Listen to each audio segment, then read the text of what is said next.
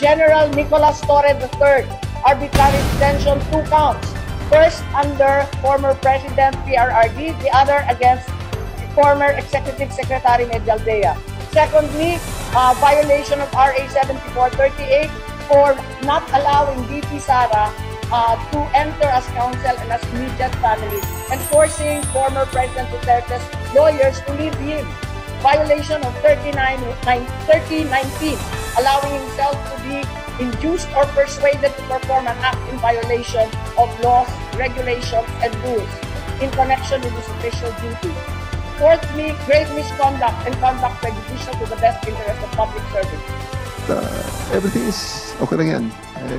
Makapalang ating balat at yan ay kayang-kaya nating palampasin yan.